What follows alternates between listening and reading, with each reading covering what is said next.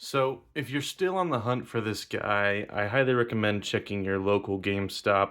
That's where I found mine today. You can use the GameStop app to type in your zip code and see if your nearby store has him in stock before even going through the trouble of driving over there and seeing if they have him. So that's what I would recommend doing. This isn't a review. Um, there's so many reviewers out there. That's, but we're just gonna do some comparisons. It's a really good looking figure. I actually never got my hands on the original, so I'm happy to have this one. It's a second chance for those people like me that never got the original version. This version, I feel, is actually better given the, wired cape. And I actually like the colors a little bit better, and the bat symbol looks a little bit better. So overall, I think it's an upgrade over that original version. So we're going to do some comparisons, maybe show some photos, stuff like that. Just take a look at the figure. He comes with two sets of hands. You get these smooth ones. These are for holding the batarangs that he comes with. He comes with two of these batarangs. And then he comes with two pairs of fists. Unfortunately, these are... If you've ever gotten any of the Batmans from McFarlane that are based off of the Three Jokers, the Hush, or Year 2, you're going to have some of these fists lying around. They have the textured, like armored knuckles on them. They don't match most of the figures they come with, unfortunately. I wish we had fists that were smooth like this. But it's a good looking figure. This is probably, I would argue this is the best looking Batman head sculpt that McFarlane has ever done. I know it's the one-piece neck that some people aren't very fond of, but just going off the sculpt and not the articulation, I think it still remains their best Batman head sculpt. So, this is one of their larger Batmans that they've done. And honestly, it's probably how big all of their Batmans should have been given, according to like 1/10 scale. If Batman's usually 6'2", 6'4", that's, 74 to 76 inches. 1/10, that makes 7.4 to 7.6 inches. That's about how big this guy is and how big I think all the Batmans should have been, but they've made some pretty small ones. The cape, I want to say, isn't the greatest quality. I feel like these capes are hit or miss with McFarlane. It doesn't stretch out as far as you might think. The material feels a little cheap, but it looks okay. So if you're taking pictures of them, the inside's also sort of the darker color. The outside's like the metallic blue.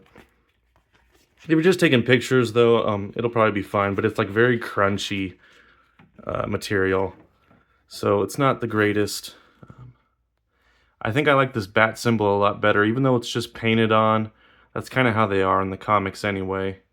I'll show you his, this is the card he comes with. The Hush 2.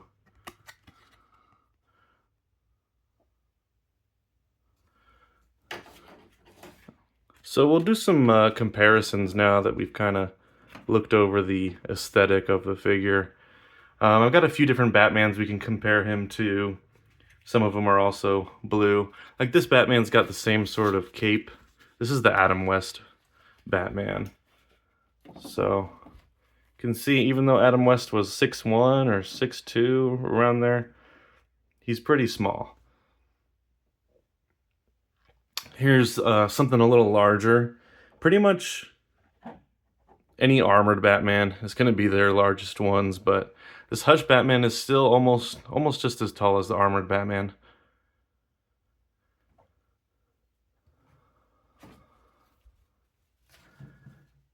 Here is, this is probably, so this is the Batman Begins Batman from McFarlane, and I want to say his cape is one of the nicer ones. It doesn't have that like super crunchy feel to it. It drapes really well. It's got a really good wire in it. I think that's one of their better ones for sure.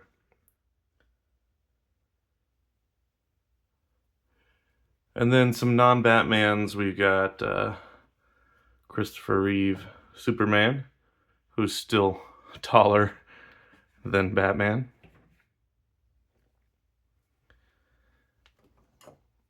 Here's the other recent deluxe theatrical, the Joker from The Dark Knight. Just so you guys can get a sense of scale here. It's probably their largest, like, normal Batman body. Anything, you pretty much have to have an armored Batman to be bigger than this Hush Batman. And just for fun, here's a couple of the new Wolverines from Deadpool and Wolverine movie. These, compared to Batman, can be the comic accurate short king. So, and then a couple more Hasbro stuff. Tobey Maguire Spider-Man, Iron Man. So yeah, I just kind of wanted to give you a quick look at this new Batman. Even if you have the original, this one's different enough, I think, to warrant buying this one. I think it is an upgrade in some ways. And even though the cape isn't the best material here, you can still kind of, like, it doesn't, you can kind of get some decent windswept posing going if you're patient enough with it. And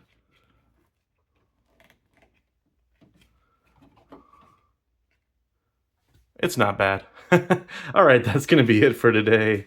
We might take a look at the Page Puncher Robin next, and we'll compare it to this guy. I think they kind of make a good pairing, actually.